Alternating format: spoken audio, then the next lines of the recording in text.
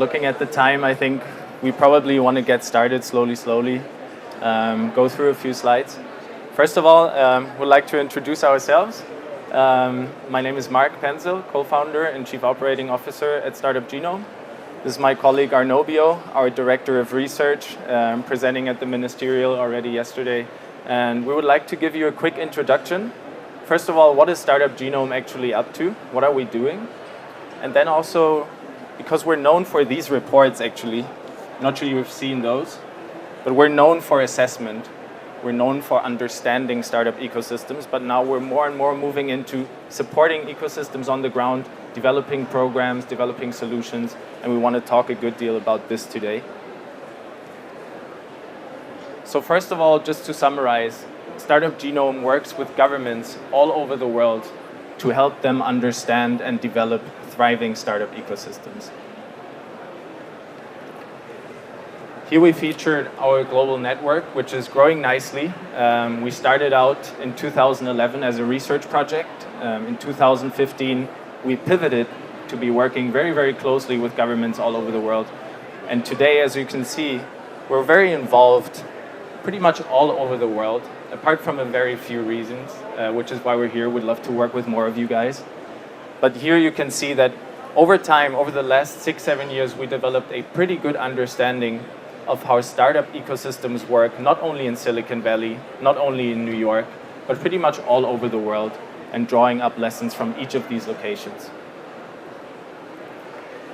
Our services can basically be summarized in 3 core areas. First of all, we try to work with governments to help them develop an in-depth assessment and global benchmarks, right? The tech sector is global, is subject to global competition.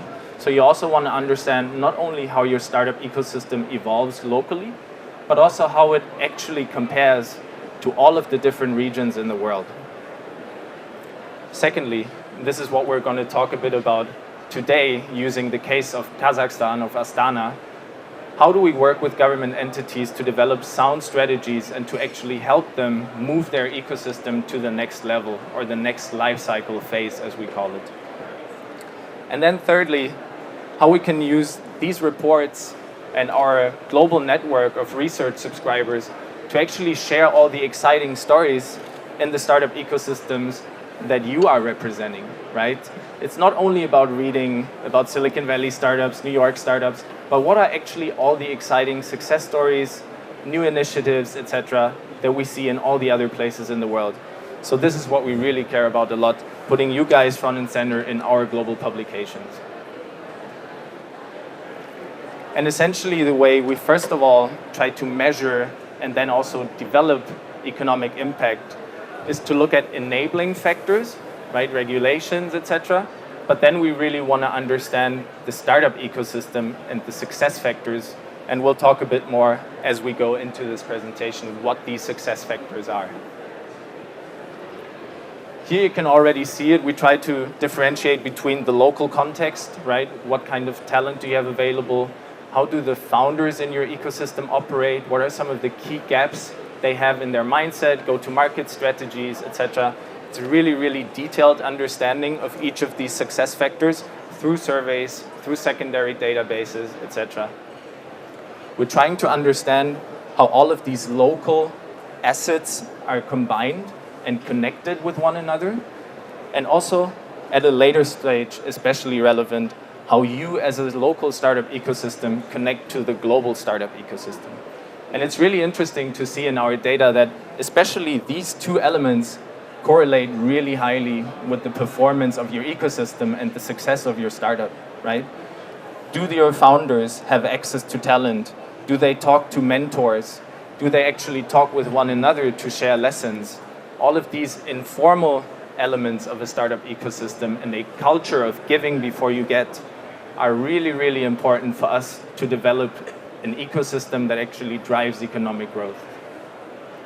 And here you see some of the output we're looking at, right? Like, what is the number of startups you have in your ecosystem? What is the ecosystem value combined with the venture funding that you raise, and basically the amount of exits that are produced in your ecosystem? One thing we've learned over time, and I think you would all agree, is that trying to understand startup ecosystem is a very, very tough job, right? It's a multitude of different elements that want to be taken into consideration.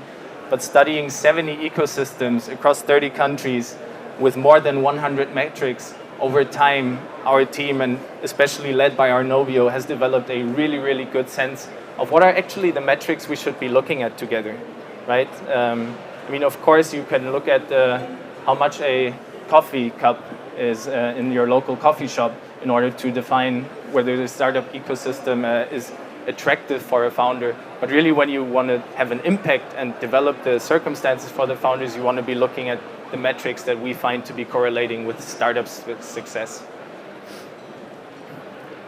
So what we're trying to do is to work with local government entities and help them understand what are the key issues that we've seen over and over again in global efforts to develop startup ecosystems. What can we learn from our data, from our knowledge that we've accumulated over time? And then also, what are the programs and what are the policies that we've seen have an impact in ecosystems in different regions in the world so that we can bring them to other places and have them benefit from those too. And when you think of policies and programs, I think one important element to understand is that ecosystem development does not happen overnight. It does not happen in 1 or 2 years. It happens on a 20-year life cycle. And you want to prioritize what you're doing in year 1, and you want to prioritize what you're doing in year 10 to really have an impact and to be mindful of the budget constraints that we're all facing in giving support to entrepreneurs. So today, Arnobio and I, we wanted to talk a little bit more about an early stage, early activation startup ecosystem, because I think many of you have a good understanding of how the top startup ecosystems in the world work and how the top 20 startup ecosystems can be even better over time. But how do we really develop an ecosystem from the ground up when we do not have a ton of resources, when we do not have a large entrepreneurial spirit on the ground? What are the next steps? What is the process? And we would love to give you a bit of a better understanding of how we think about this. So first of all, I think we all like to have a vision and we all like to have a strategy, right? We want to have a desired state to be so that we can reverse engineer the ecosystem that we would like to see in our region. And for Kazakhstan, working with local leaders, we have identified a vision that they would like to be the most attractive startup ecosystem in the region after Moscow.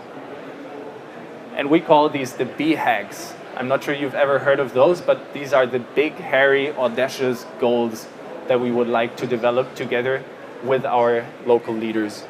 They want to attract resources from all over the region and then basically be able to materialize these BHAGs that we have identified here. They want to be the fastest growing startup ecosystem in the region. They want to triple the number of startups that we see in the local area. They want to 10x the number of seed-funded startups. And last but not least, they want to have 2 early scale-ups, which are big success stories. And looking into our data and our model, we find that those big exits, those big success stories are really responsible for putting ecosystems on the map, for driving international attention, right? So this is the starting point, and then how do we get there, right? How do we do this? Especially considering that Astana, as I mentioned in the very beginning, is in an early activation phase at the very beginning of their ecosystem development efforts. Using our models and using our assessment, we find that there are some things that are actually going super well, right? It's not only about pointing to the key gaps, but it's also celebrating your success. Some of the things are going well.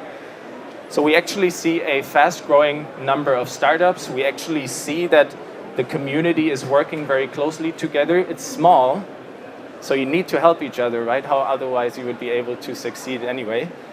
And then what we see is that the government is taking first steps and driving action, creating new policies, programs, and also injecting capital, especially focused on early stage funding.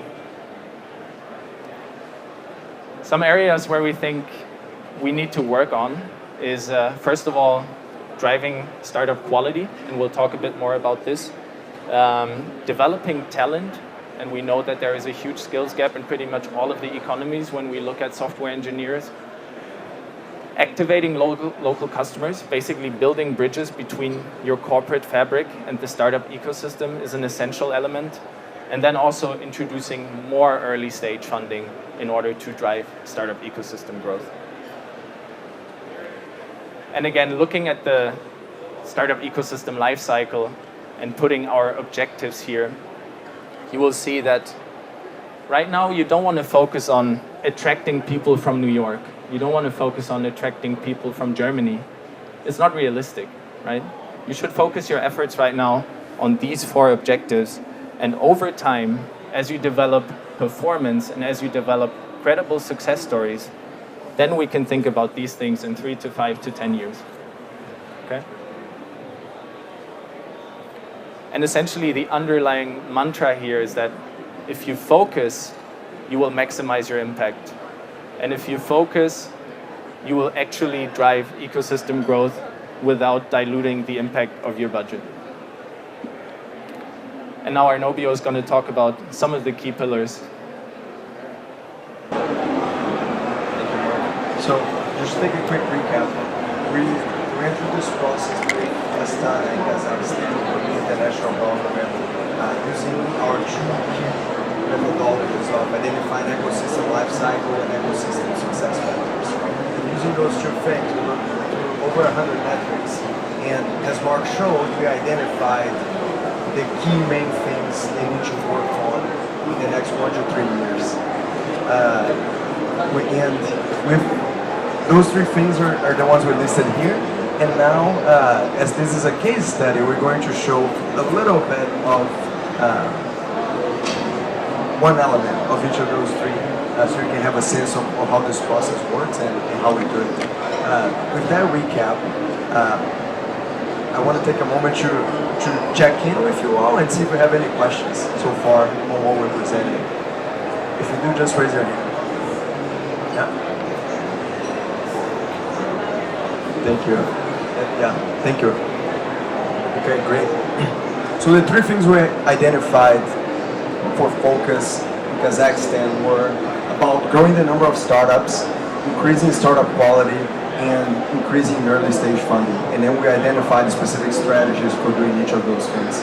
In terms of increasing the number of startups, we've highlighted 3 main elements of that, and I want to talk about one particular one, which is engaging universities. And here, so you can get a sense of the assessment, we measured the number of startups for the ecosystems we were working in. And you can see there in the middle, Astana, this city in Kazakhstan, and how they do compared to ecosystems either in a similar region or a similar phase of development. And you'll see that they're doing quite a bit below what their peers are doing. And one of the things we identified for them to do to increase the number of startups is around creating more programs and events, including a recommendation around Gen Kazakhstan. We're not going to go over detail of these now, but maybe later on when we do questions we can.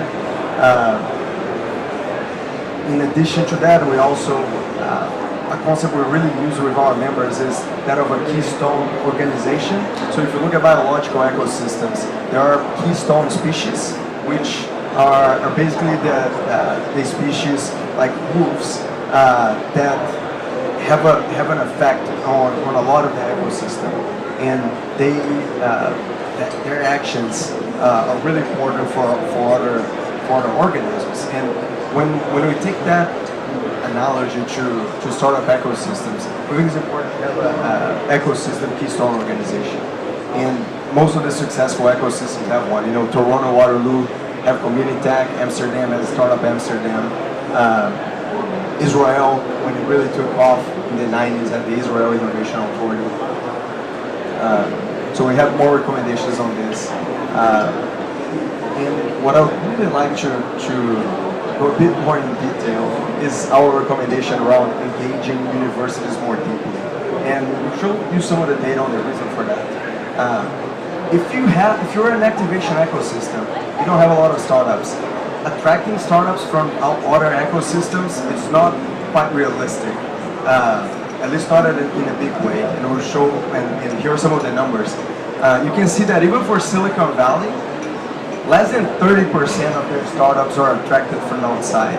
So think about that. The most attractive ecosystem in the world, fewer than 30% come from other places. So if you want to grow your startup output, attraction is not a viable strategy at the beginning. But what is a viable strategy is activating local talent. And one example on this, a case study on this, we like to highlight is Waterloo, which is a town close to Toronto. It's basically is in the same ecosystem, and they basically have the most successful university program in the world for activating students for entrepreneurship. And one of the things you see that we see in Waterloo is how, even though they are small, they have a small population, because they're so good at activating the ecosystem through things like co-op programs that connect the students to startups. How good they are at their local entrepreneurship education programs, which with our members we go into detail of what that means, is a key way for increasing startup output, and is what key recommendation for activation phase ecosystems. A final recommendation we have for Kazakhstan specifically is around subsector focus. We will not go into detail now, but maybe during questions we could talk more about it. And this report, as well as in our website, you can get some more detail. And then with that, I'm going to pass to Mark to talk about increasing startup quality. Thanks, Arnovio. Yeah, exactly. Two remaining pillars that we were looking at. First of all, how do you increase startup quality? And of course, there is a multitude of things you can do, but also I'm trying to give you one example to deep dive into this a little bit. First of all, what do we mean? We mean by increasing the quality of startups, you want to grow founder know-how, you want to make them take better decisions, you want to have them be more experienced or have access to more experience how to start a startup and how to potentially develop a startup into a scale-up, right? And what we would like to see then is that more founders in your ecosystem are actually able to develop innovative, high-potential products and business models that actually have a purpose or service-specific market, right? These three elements were what we were looking at in Kazakhstan in great detail. I'm specifically thinking about talking on the local customers here for a second. And what we're trying to do here is to basically engage your government and to engage your corporates in order to have them be first customers of your startups, right? So you would want to work with them, to work with the startups so that they together understand what are the common elements in innovation where we can work together, where corporates actually receive benefit in working with startups, and also help the startups at the same time through training and through experience close a first sale, because that stamp of approval for startups is really essential. One example that we find very, very successful in this regard is a program that was originally initiated as part of Coca-Cola innovation activities. They were actually thinking that bringing together a variety of corporates in Atlanta would make a lot of sense, because even though Coca-Cola and Porsche are often offering two very different products, many of the challenges they're facing are actually overlapping, right? Think of supply chain, think of operations. So how do we bring these corporates in Atlanta together around specific challenges, and then we invite startups to actually help all of them solve it? And imagine the impact if you're not only selling to the Atlanta Braves, a baseball team for those who don't know, but also to Coca-Cola, Porsche, and SunTrust at the same time, right? You exponentially grow the impact. And I mean, we're cognizant of the fact that not many of us have Porsche, Coca-Cola, MailChimp, and any of these huge organizations in our own economy. At the same time, it's an invitation for Kazakhstan and for you to think about what is our corporate legacy, what is the economic sectors that we're really strong in, and how can we add startups to the equation and their innovative capacity to work together on what we call multi-layer scaling, where meaningful growth occurs for both the startups and the corporates. Last but not least, I want to talk a little bit about early stage funding, and then love to invite you to have a quick discussion if you're interested. Early stage funding gap, that's a tough one. We refer to it sometimes as the chicken or egg problem, because what do you do first? Do you close the early stage funding gap, or do you improve startup quality? Investors only want to invest in top quality startups, right? And startups need investment in order to improve quality, in order to generate experience. So what do you do first? And from a public policy perspective, we want to do both at the same time, right?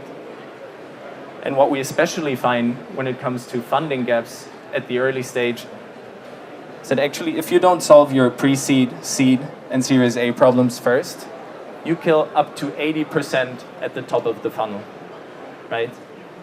And think about Series B, Series C. Startups that you know that raised the Series B round, they probably made headlines in one or another media outlet, right? It's much more easy to secure a Series B round or a Series C round than it is to close a Series Seed. Because at Series Seed, 99% of the global startup ecosystem has never heard your name before, right? So how can you as government entities or quasi-government entities empower the local ecosystem to specifically get the pre-seed and seed investment schemes right? I mentioned these issues, so I'm not going to talk about them in depth now.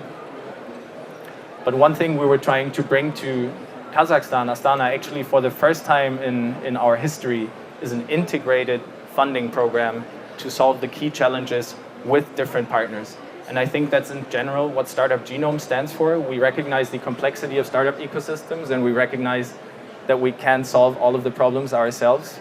So when we look at early stage funding gaps, we bring the Angel Resource Institute and we bring Josh Lerner from Harvard Business School to help us with the specific pieces to the puzzle in order to drive early stage funding in the ecosystem. So that means that you want to train high net worth individuals how to be angels, how to form a thriving angel community group, how to make investments together instead of just pouring money into the ecosystem, because then it's not a sustainable solution, right? You want to train the investors to do that in the long run and to do it with a return on investment, what they're all looking for, right?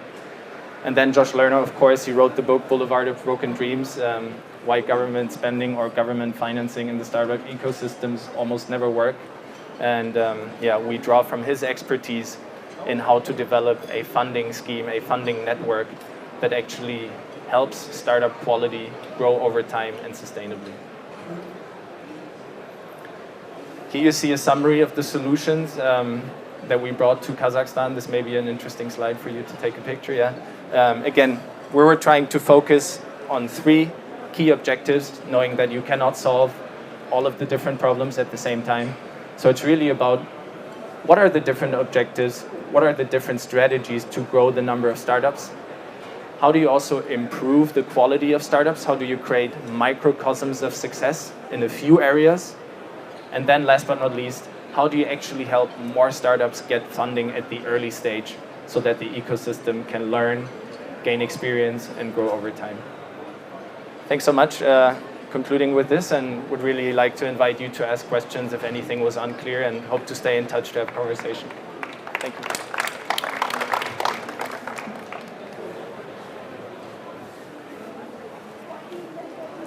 I have a question regarding talent. How do you do to increase the talent of the community, of the youngster community that will be the future entrepreneurs? Mainly talking when you say increase university talent production, how do you work with universities and how you make that these entrepreneurs would be more talented and have more capabilities? So again, this is nothing that we as Startup Genome would be able to solve on our own, but we were working with local organizations in Kazakhstan and universities to help them, first of all, create entrepreneurship programs, interdisciplinary for the most part, right? Also help raise awareness on campus, let students touch entrepreneurship, bring a first few success stories on campus, people that can actually share the stories, because it's a lot about inspiration, and I know that from my own experience, right? Being connected to one or two entrepreneurs and hearing their stories has opened the door for me to even think about the opportunity to start a company. So these two things we have found to be really successful, but then also at the same time, it's important to think about how you grow the resources and the talent outside of your university. And we see a lot of successful coding boot camps, for example, right? Where you put smart people into a room over 3 months and you help them develop the essential skills and you connect them with startups and then let them learn the rest on the job. So this is also really a good way to hack the system, so to speak, and bring more talent into the ecosystem as fast as possible. Maybe you can afterwards pass it to the people. Right, I'm Jared from Singapore. So we have a problem in Singapore whereby most of our startup founders tend to huddle together. So Tend what? Huddle together, like all Singaporean founders. So is there any programs or recommendation you could have for us to have a more diverse team? So out of the region, or maybe out of Southeast Asia, so that multiple founders from different backgrounds or countries will come together to form a startup. I think that's a very tough question because we tend to stay in our own small groups where we're comfortable. We tend to have a hard time leaving our comfort zone, right? One thing that we found, and I mentioned this in the beginning, is that the importance of local connectedness is important, but even more so, global connectedness is important too. So in our data and in our reports, we're trying to make the case and educate through content that it is super relevant for you as a founder to talk to other founders in Malaysia, to talk to other founders in Berlin, Germany, just to hear the problems they're facing, how they were able to cope with those, and inviting people to see the benefits of doing that. There are specific programs, and Arnobio mentioned one of them to tackle this problem at the early stage, right? Co-op programs. I think the University of Hong Kong has been doing that quite successfully, where you connect talent at universities to international startups, or you connect them with international startups so that they would do internships abroad in startups and develop a network outside of their own region. So that over time, that network, I mean, what are the chances if you network with 100 people? Most likely you will get along really well with 5 of them. And then you stay in touch, right? And you have a network and you continue to draw from their experience, their resources, etc. So over time, fostering that mindset early on, but then also at a later stage, developing opportunities for startups to piggyback on the infrastructure of your government and being able to join trips abroad, Silicon Valley immersion programs, or being invited to Slush in Helsinki to attend a conference with a booth, etc. These are some of the things that we can do at universities already, but then carry them all the way through when startups are actually required to attack other markets outside of their own region. Sorry, not. I can talk a bit more. Hi, thank you very much. Very nice session. I have a question. 2 things that I miss or I've seen in the 30 countries that I've done similar things is culture. My friend next to me is from Sudan, and we know that we also have to convince the parents to allow the kids to experiment, to make mistakes. You got any examples to share on that? And governments. There's a brother over there from Somalia and some other people from other countries, which I know, Chad, Sudan, other countries, where ministers and the whole government doesn't understand at all what we're talking about. We need to start by just explaining them what it is and what it can do to the economy and to turn it into economic dividend. Any suggestions or recommendations on that?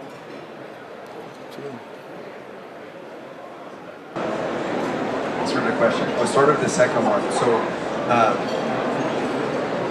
some of the key things we found that are very convincing to governments. We were presenting yesterday to the ministerial meeting here, some of this stuff is connecting back to the economic impact that startups create and entrepreneurship creates. So some of when we're talking about just baseline statistics, some of the things that we found really helpful is talk about how over 80% of the net jobs created are by startups.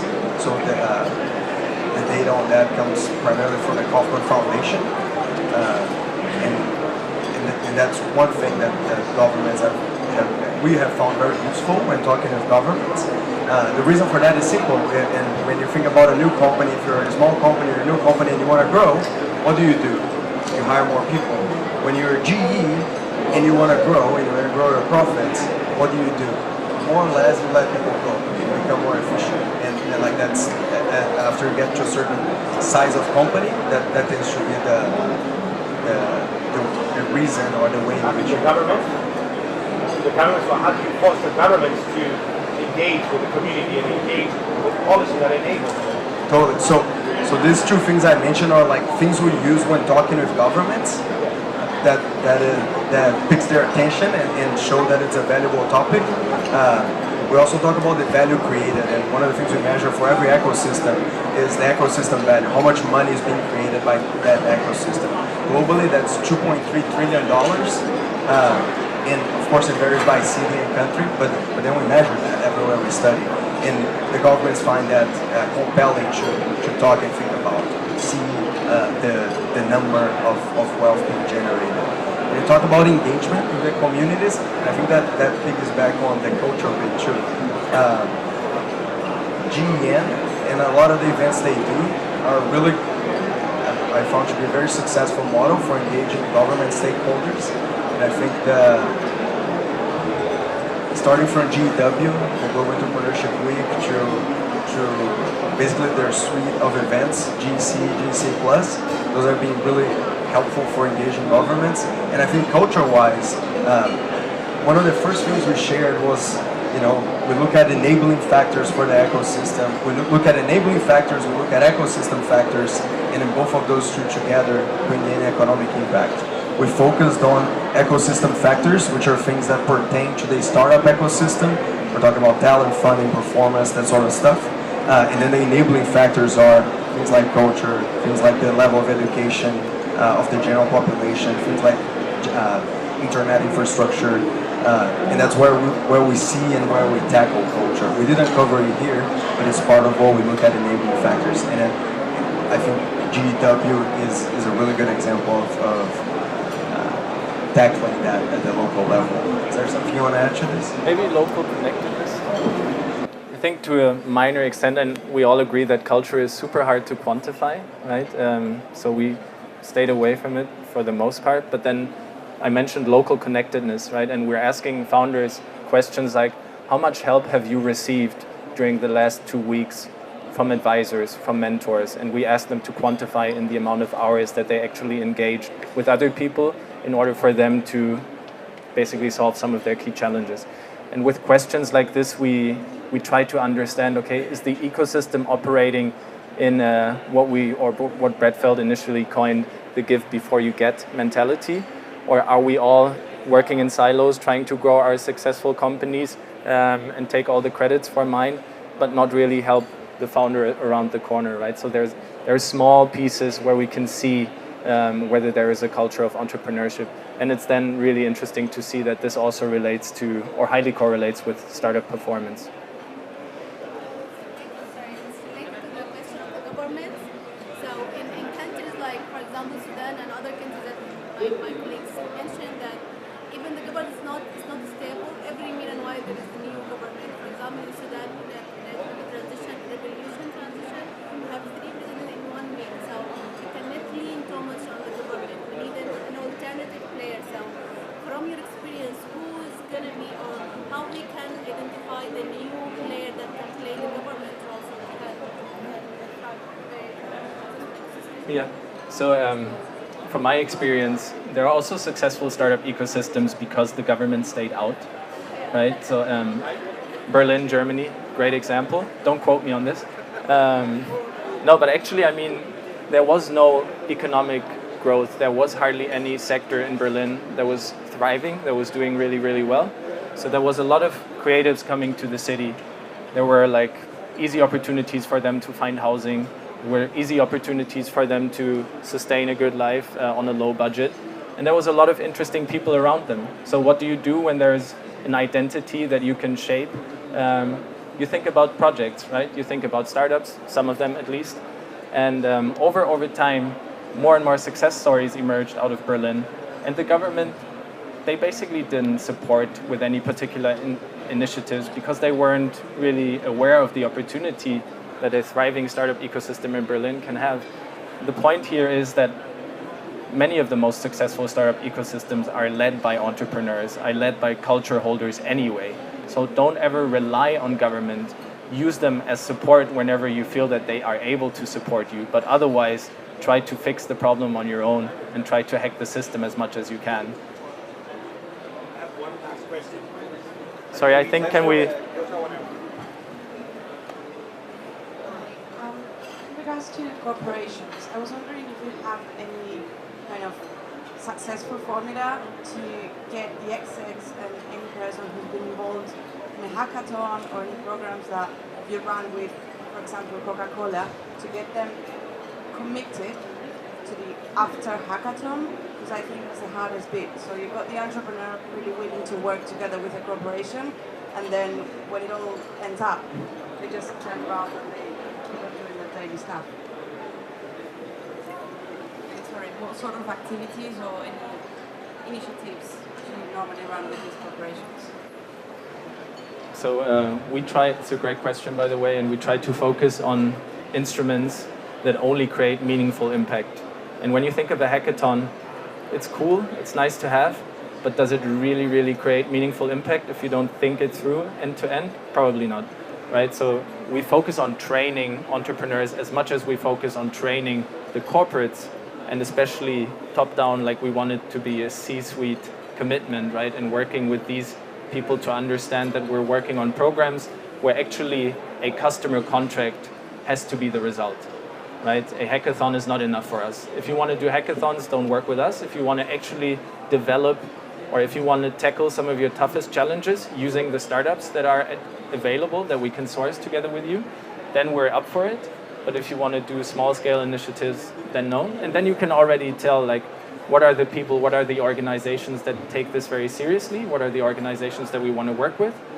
And for those who don't, take those success stories, those one or two, and they might not even have to occur in your own region, but use the bridge Coca-Cola. I'd love to share more information with you on how that was helpful to Coca-Cola, Daimler, and all these organizations. And this is pure evidence, right? And if they don't understand the numbers, then they may have problems that you cannot help them solve.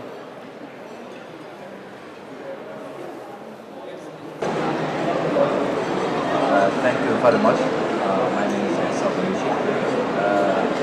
This is a very lovely solutions.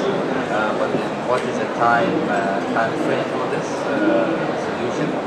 And also, this is a very high level solution where I have not seen any direct KPIs and how we link this solution to the KPIs and link it to the time frame. Right. So I will give you an example. You have talked about the trainers. By the end of the day, how many trainers you need? So you can train as much, and you can spend 5 years, 10 years in training the trainers. So I think here we need another scale, which is linked to the time. I hope it's there. We actually do have that. I'm not sure we kept that slide here, but this was a 5-year. We mapped it out 5 years with a little bit of showing what would look like in years 5 to 10. And the 3 things we showed here is years 1 to 3 actually. And each one, everything here ties back to a metric inside an ecosystem success factor. So we have 10 different ecosystem success factors, about 10. Average of 10 metrics each for them, and each of those are tracked not only for that ecosystem over time, but also benchmarked globally. So you can know not only how your ecosystem is doing, but also how it's doing compared to your peers, compared to your region. So each of those is mapped back to a timeline. But you're totally right. We did not go into detail. Good point.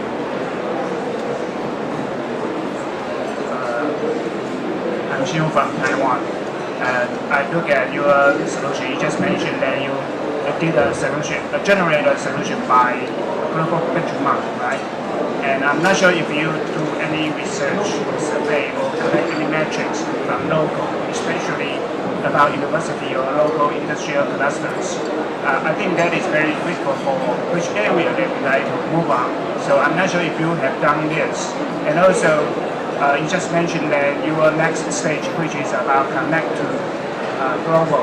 So when you are doing all of this, if you have also considering help them or develop them, what kind of connection they should build in the early stage? I mean, the second stage is about connection, right? So when you trying to help them in the first stage, is there anything you are trying to do to help them to build out a connection with the other country or from local? Thank you. I'll start and pass it over. So, on the first question, do we have anything about local data on the local economy? Do we work with local partners for research? Is that the first question? Yeah. So we do. So at each ecosystem we work in, we have 5 to 15 local ecosystem partners that we work with, and we collect. We talk with founders locally, both interviews. We talk with experts, interviews. We also run a survey with local founders. So there's a lot of local data that goes into it. In addition to the more startup data we focused on here, we also have data on large corporates. We have data on patent creation. Like we've analyzed over 1 million patents and matched it to different technology classes, different startup subsectors. We actually work with a group at UCLA to do that. So we work very extensively with local partners and a lot more data than we showed here. On the second question about the connectedness, one of the things we saw is global connectedness. It's incredibly important for success, not only of the startup, but also of the ecosystem. So startups that have a global focus from the get-go grow their revenue 2.1 times faster than the startups that only focus locally. And when you map it out, so this is at the startup level, at the ecosystem level, the globally connected ecosystems also grow faster. That's actually one of the reasons, key reasons, Stockholm, which is actually a small startup ecosystem, has over 1,000 startups, compared to much more for many other places in Europe and North America and Asia. That's why, even though they're so small, they produce so many unicorns. They are among the most globally connected ecosystems in the world.